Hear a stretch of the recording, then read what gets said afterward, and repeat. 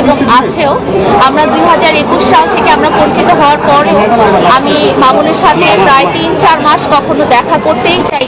ছেলেটাকে কিভাবে বিয়ের প্রস্তাব দেয়, কিভাবে বিয়ে করতে চায় আমি জানি না। হ্যাঁ, মানে ওনার পক্ষ থেকে যখন এই প্রস্তাবগুলো আসে আমি তখন। আসসালামু আলাইকুম সুপ্রিয় দর্শক, দেশ ও দেশের বাইরে দূরে অথবা কাছে যে যেখান থেকে আমার এই নিউজটি দেখছেন সবাইকে জানাই আন্তরিক শুভেচ্ছা অভিনন্দন। সুপ্রিয় দর্শক মণ্ডলী, আপনারা সবাই কেমন আছেন? আশা করি আপনারা সবাই ভালো আছেন। সুপ্রিয় দর্শক, আজকে আমি আপনাদের মাঝে দুইটি ভিডিও ফুটেজ তুলে ধরেছি। সুপ্রিয় দর্শক, আজকের এই ভিডিও ফুটেজটি দেখার আগে আপনার কাছে ছোট্ট একটি রিকোয়েস্ট, আপনি যদি আমার চ্যানেলে নতুন দর্শক হয়ে থাকেন অবশ্যই আমার চ্যানেলটি সাবস্ক্রাইব করে পাশে বেল আইকনটা বাজিয়ে দেবেন। তো চলুন দর্শক, ভিডিওটা শুরু করি।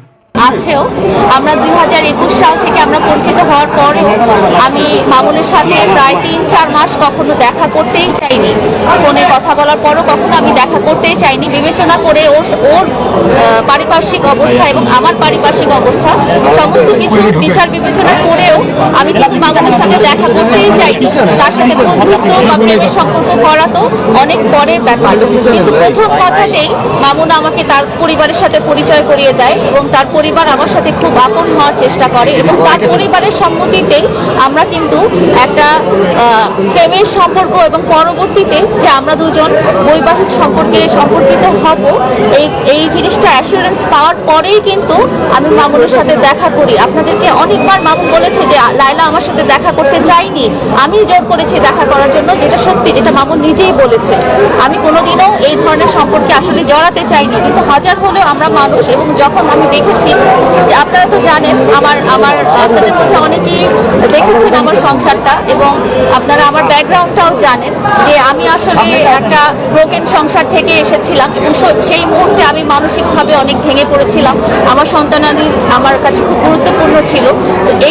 এই একটা ট্রানজিশন টাইমে যখন মামুন এবং মামুনের মা স্পেশালি এবং তার পুরো পরিবার যখন আমার প্রতি সহানুভূতিশীল হলো এবং আমার সমস্ত পরিস্থিতি পরিবেশ জেনে তারা যখন এই বিয়ের সম্পর্কটা কথা বলতে থাকলো এবং যখন দেখলাম যে তাদেরও আমার সমস্ত ব্যাকগ্রাউন্ড জানার পরও এবং আমার অবস্থান জানার পরও তারা তাদের ভালোবাসা বা তাদের যত্ন কেয়ার এই সমস্ত অব্যাহত থাকছিল, তখনই আমি আসলে তার সাথে একটা সম্পর্কে জড়াতে রাজি হই। তাদের সোসাইটির কারণে তারা যখন থাকতে তাদের যখন নিজেদের কোনো বাসস্থান ছিল না, তখন তার মা এসে বলে যে ওর তো এই মুহূর্তে একটা ভালো থাকার জায়গা নেই, সো তোমরা দুজন এক কাজ করো, তুমি যেহেতু বাচ্চাদের সাথেই থাকো তো তুমি মামুনও এখানে থাকুক, তোমাদের তো বিয়ের সাথে ব্যাপারটা হচ্ছেই। যেহেতু পরিবারের কাছ থেকে এবং আমার ভালোবাসার মানুষ মামুনের কাছ থেকে আমি এই আশ্বাসটা পেয়েছি। সো এই আশ্বাসটা পাওয়ার পরও আরও যেটা হয়েছে যে মামুন এবং মামুনের মা স্পেশালি এবং মামুনের ভাই বোন বাবা সবাই আমার সন্তানদের প্রতি খুবই যত্নশীল ছিল এবং আমার ছোট বাচ্চাটার ব্যাপারে আপনারা হয়তো জানেন না, সে একটা স্পেশাল চাইল্ড, তার মধ্যে অনেক কমপ্লিকেসি আছে, সে অটিস্টিক বেবি এবং তার মধ্যে অটিজম আছে, ADHD আছে, স্লিপ ডিসঅর্ডার আছে। তো মামুন এবং মামুনের মা এবং তার পুরো পরিবার আমার বাচ্চাটার প্রতি খুবই যত্নশীল দেখিয়ে আমার দুর্বল স্থানে আসলে তারা জায়গা করে নিয়েছে। তারা বুঝেছেন যে একটা মায়ের কাছে একটা সন্তানের মূল্যটাই আসলে অনেক বেশি। তারা যখন সন্তানটাকে কেয়ার করতে পারবে, যত্ন করতে পারবে, আদর কিভাবে বিয়ে করতে চায় আমি জানি না। হ্যাঁ, মানে ওনার পক্ষ থেকে যখন এই প্রস্তাবগুলো আসে আমি তখন তাকে মানসিকভাবে আমি তাকে ভারসাম্যহীন মনে করছি। আমার সাথে তার দেখাও হয়েছে, আমি তখন তাকে নর্মাল মানুষ হিসেবে যতটুকু বুঝতে পেরেছি, কিন্তু ওনার এই যে ধরনের আশা আকাঙ্ক্ষার কথা আমি আমার মক্কেলের কাছে শুনলাম, সে তাকে বিয়ে করতে চায়, এই ধরনের এই মামলাটা দিয়ে তাকে আটকে রাখতে চায়, তখন আমার কিন্তু তাকে একদম পুরোপুরি স্বাভাবিক মানুষ মনে হয়নি, মানসিক ভারসাম্যহীন। মক্কেলের সাথে কথা বলে যেটা জানতে পেরেছি, তাদের একটা ব্যবসায়িক লেনদেন আছে, তারা ব্যবসায়িক কাজেই একসাথে কন্টেন্ট মেক করতো, যার কারণে তাদের একসাথে চলাফেরা, একসাথে খাওয়া দাওয়া, যাই হোক এক্সেট্রা এক্সেট্রা। তো তাদের কোনো বৈবাহিক সম্পর্ক নেই এবং আমার মক্কেল আমাকে যেটা ক্লিয়ার করেছে যে উনি কিন্তু লায়লাকে কোনো ধরনের কমিটমেন্ট কখনো দেয়নি এবং উনি নাকি লায়লার প্রিভিয়াস লাইফ সম্পর্কে কিছুই জানতো না, যার কারণে উনি না বুঝেই লায়লার সাথে একটা ভালো সম্পর্ক স্থাপন করেছিল।